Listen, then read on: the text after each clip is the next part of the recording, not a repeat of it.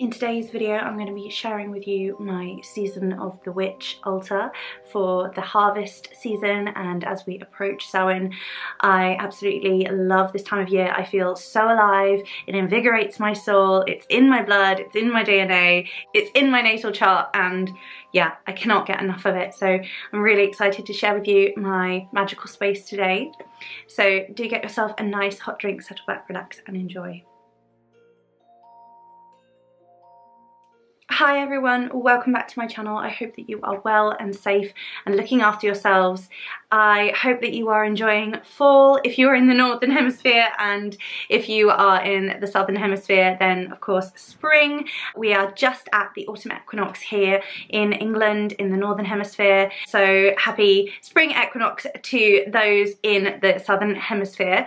I absolutely adore this time of year. Mabon, I think, is quite an underrated neo-pagan celebration on the wheel of the year, and I don't exactly celebrate all of the Sabbats specifically as in the neo-pagan wheel of the year, but I do work with the seasons on the land that I'm in, so that bioregionality etc. is really important to me. I am in Devon, for context, in England, so we have a lot of wet weather. It's very wet and damp and quite cold, and through summer even it's been really damp as well. And I noticed, I went for a woodland walk and it was just a lot wetter this year than it was last year. I remember it took a few months before it started to get really wet, but like I was in my wellies and I was sloshing around everywhere like I was back in January and in December. Like it was really wet. So yeah, it feels like summer just kind of went really fast, but to be honest with you, I'm not comfortable in really hot weather anyway, so I live for this time of year, and I always have. I've talked about this so many times on my channel,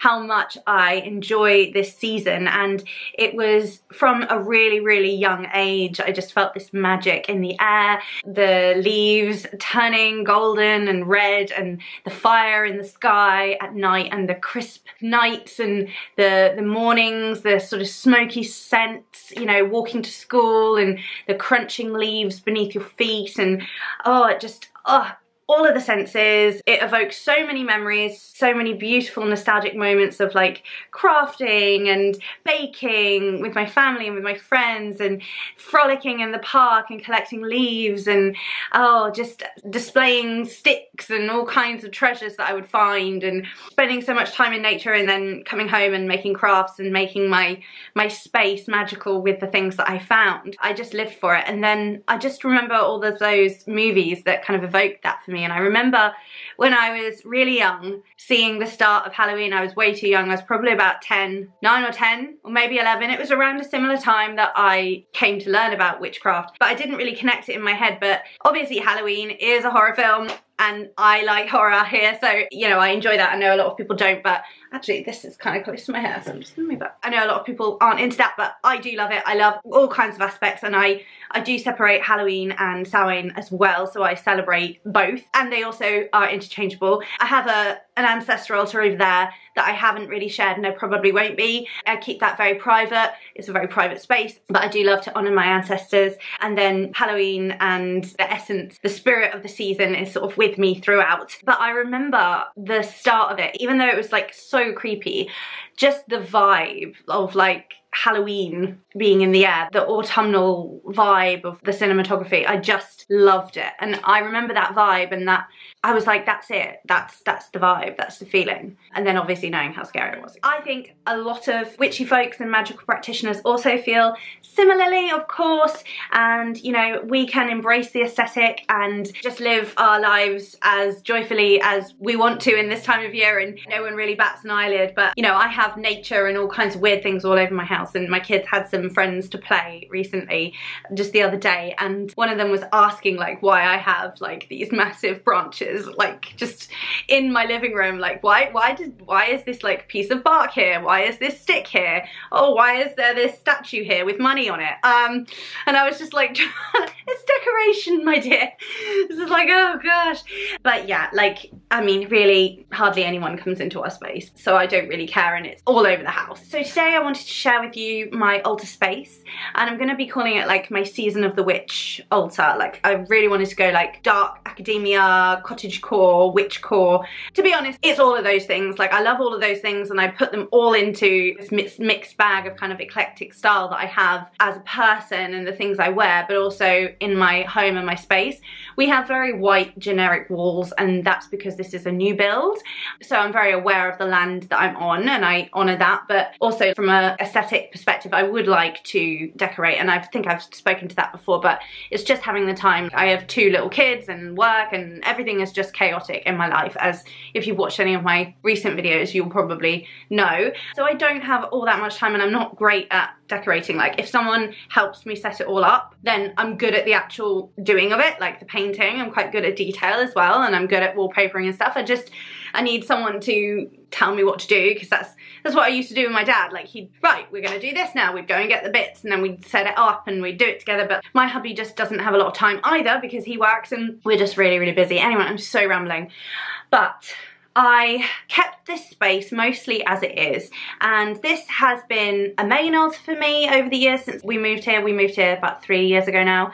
It's been a main altar, it's been like a seasonal altar that switched up. It became a kind of divination and reading table, and somewhere where I would scry, somewhere where I would work on my Book of Shadows, my grimoires, magical art and such. And it's also then become a kind of catch-all, so it does all of the things that an altar space does. This isn't my bedroom, so I don't spend as much time at this altar as I do with the one that you will have seen recently. And it also differs to the hearth space downstairs in the kitchen and dining area, where I have my herbalism apothecary, so more for like tinctures and making oils and syrups and brews and things like that. I have a magical apothecary that's up here, and I'm hoping to share more about my apothecary soon, because there was a great tag and I'm really excited to do it. Tara, who started it over at Pagan Crafting, and then Aurora at Lavender Hazelwood Witches did tag me, so that's something I really want to do as well. But I have a lot of spaces in the house, and I was thinking, I have this like really annoying dilemma. I feel like I want to be able to like put all of my favourite decorative things, like the pieces that I've collected and the pieces that mean a lot, in every space, and obviously you can't do that, and it's like, it's kind of annoying, because I want that same piece in all of the spaces. But then there's this unique kind of spirit of the space that you create, and I've always done this. I've done this with like boards, like vision boards. I always used to do like pin boards, cork pin boards, where I'd pin things up on my wall. I'd have several of them. I would curate them and just make them look beautiful, and they would inspire me, and it would be things I wanted to manifest. And I've always done that since I was really young, and then kept that up as an adult, you know, to manifest and such. But it's sort of similar to that. Like, you curate your space kind of like a designer, or like you have your own art gallery, and you sort of put things in different places that feel right at the time, and that changes, it shifts around, and that's okay. Like, I just have to know that that's okay, and that it's all right for it to be constantly changing, constantly moving. And also, you know, if I decide I want to do a ritual with a particular tool or a particular item or a particular like spirit vessel or a particular candle holder or whatever that's in a different room, I can always move it. I can move things around, and yeah, it's my practice, it's my space, and that's what makes it so magical. So I think maybe it's just in my head, that resistance around that idea that I can't have it exactly how I want it all the time. But yeah, I am really excited to share how it looks today, because I've just added a few bits, moved a few bits from other rooms, and I really, really like this. I'm going to spend some time in this space doing some work on my Book of Shadows. Oh well, grimoire, Book of Shadows, I use them interchangeably. I know they're not, blah, blah, blah. Another video, and also some divination work as well in this space. So yeah, I would love to share this with you. So if you haven't already, go grab yourself a nice hot drink, settle back, relax, enjoy, and I'm going to share with you my altar.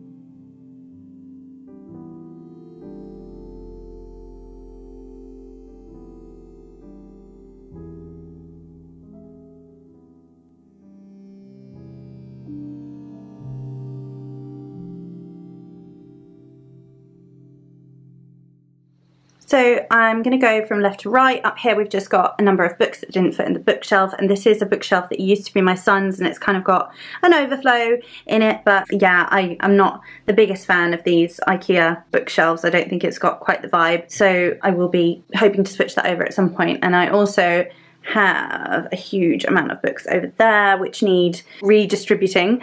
There was also a huge amount of books in my bedroom, and I've recently purchased another antique bookcase that those are now in, so I'll have to share that soon. I have this gorgeous piece that I foraged in the woods, and I thought it looked just like an antler. I just loved it. It does kind of shed, but I don't mind. I know that you can paint these with things that help to preserve them, which I might look into, but not necessarily. So I love these up here together. I purchased this a long time ago from TK Maxx, and similarly like HomeSense, I think, and this just gives me all of the Edgar Allan Poe vibes. And I think maybe it would be so cool if I could paint like this wall either like a midnight blue or like a forest green or something, so let me know your thoughts. But I just love a couple of these books. Like this one, I picked this up at a secondhand bookshop at National Trust property at Boscastle when I went 2-3 years ago, and it's seaside gardening, and it's just got lots and lots about different kelps and things that grow at the seaside, and obviously we have a lot of that here in Devon. This is a bottle that I use for moon water. I haven't recently got any, so it's empty. I've got the wild cards up there from the Lost Words. Some of those are up on the walls, but yeah, I need to distribute some more. I might put some up here actually to fill in a little bit of this white space, or I was thinking of getting a print up here. I recently got a print from the Museum of Witchcraft and Magic and put it in my bedroom, but I would quite like one there as well. I think that would be really, really nice. So I'm open to suggestions. I'd love to hear. Over here we have my absolute pride and joy, which is my Ouija board, spirit board from Pandora Witch Shop, which I purchased from them last year, and I've used this a handful of times with my hubby. I haven't actually used it on my own, and I'd quite like to. I've read a couple of books about how to use spirit boards, Ouija boards, and there are, I guess, varied approaches. However, I feel there is kind of a through line that is understood, and it's a lot about respect really, and how you kind of approach the board and the spirits, etc. And so that's really how I've been working with it, and nothing wild or out of the ordinary has happened, but they have been beautiful experiences. I have this amazing like antique candle holder that you might have seen in previous videos. I love it so much. It's still got the pride candle that I had in it. I haven't been in this room and lit a candle, I guess, since earlier in the year, so yeah, that's from there. I have some new candles in my beautiful candelabra. This is a silver candelabra that I thrifted, so I'm gonna light these for a ritual. I think I'll light them maybe at the end of the video if you want to stick around to the end of the video. This is an amazing foraged wand that I just thought was so beautiful and powerful.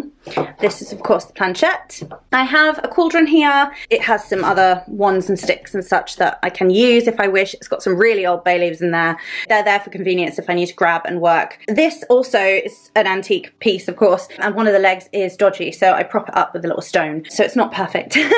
And then back here we've just got like some different foraged grasses and foliage and some nettles and some roses, and these were from our old property, so I haven't divvied these up since we moved, and I like that because it's just got a spirit to it, and I really just prefer it that way. This back here is a cup, an offering cup that my father made, so occasionally I'll put libations in, but not really. I'd rather not, so it's dry offerings that I use in there. I have just a few really beautiful leaves that I picked up the other day from the woodland, really orange. I found a red one recently, but then I haven't been able to find it, so it's in one of my coat pockets somewhere. This is an old print that you'll have seen before because it's been up here for a long time, and then just a crow again that kind of gives me Edgar Allan Poe vibes, and of course the Morrigan.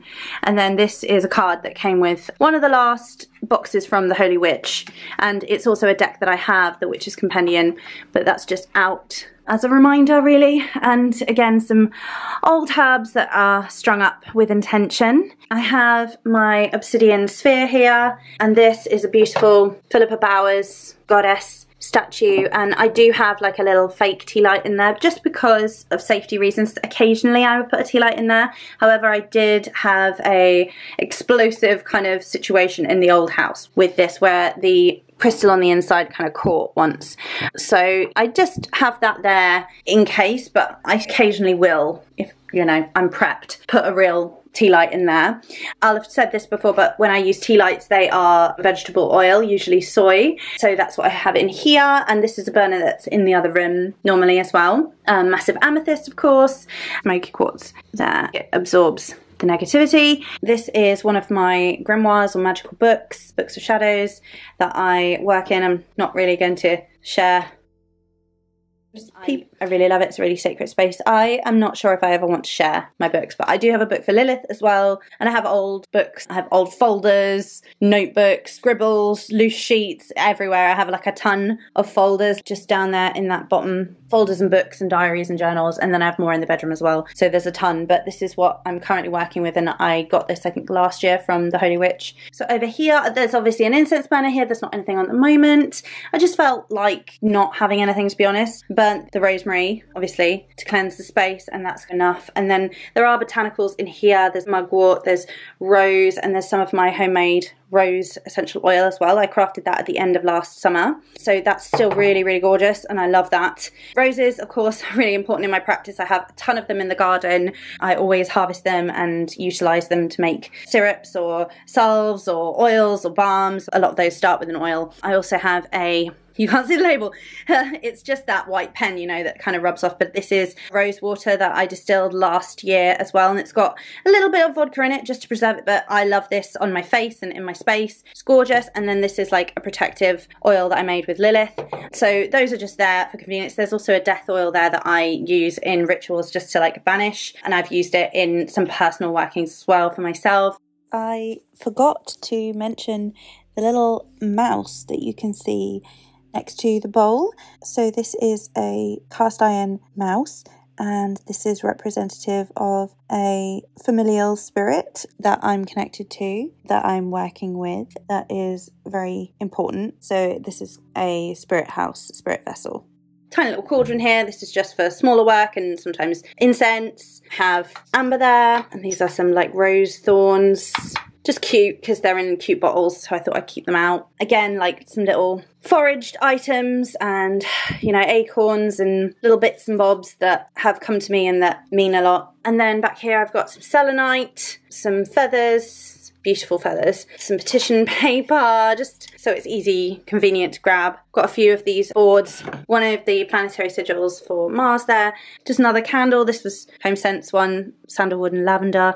It's kind of nice. Maybe that's why I didn't want the incense. Lovely pumpkin that I picked up a couple of years ago, again from Home Sense. This is just like an antique perfume vial. There's nothing in there. I didn't want to put anything in there. It's just really gorgeous and evokes the vibe. And then I've got one of my other crystal balls back there.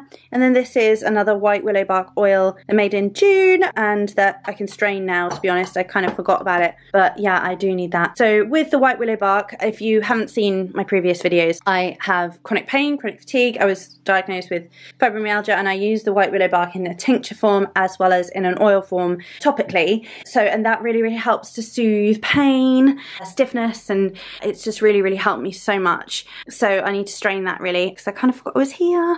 And then yeah, I've got a candle up here that I got last year for Saturn, so I think I'll be burning this some point soon. And some great books that I love.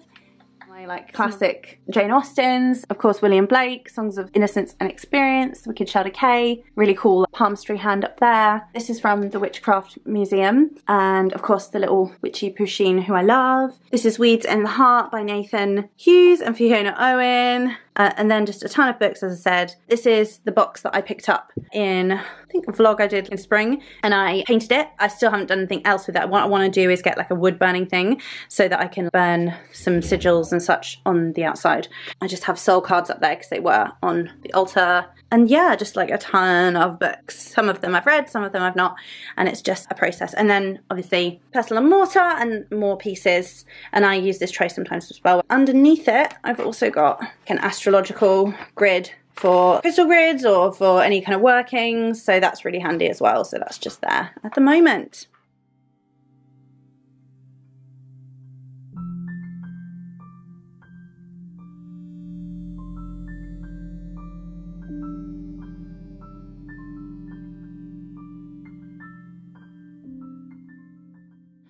So I'm just going to light these candles as well, because that'll be nice, won't it?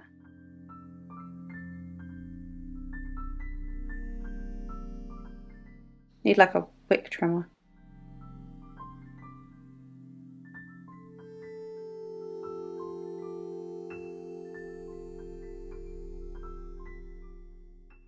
So that is the space, and I really hope that you've enjoyed seeing a little bit into my space. I know it's not perfect. Like I said, I really want to sort out the walls a little bit. Always looking for new antique treasures and things out in nature, of course, that can make the space more like me, but I'm pretty proud of it. I really like how it looks and feels at the moment. So obviously I'm gonna have to make a bit of space to do some of my art, witchery, etc. in the grimoire, and also to do some divination, but I think that will be really fun. So I am really excited to share this with you. I really hope that you've enjoyed the video. Let me know if you have any thoughts about the space, and I'd love to hear about your space and any tips or tricks or recommendations for your witchy spaces and altar spaces. I hope that you have an amazing fall and Samhain, and sending you so many blessings for the season of the witch. I hope you enjoyed the video. If you did, give me a like, click the thumbs up button, also share it with anyone who you think would also enjoy.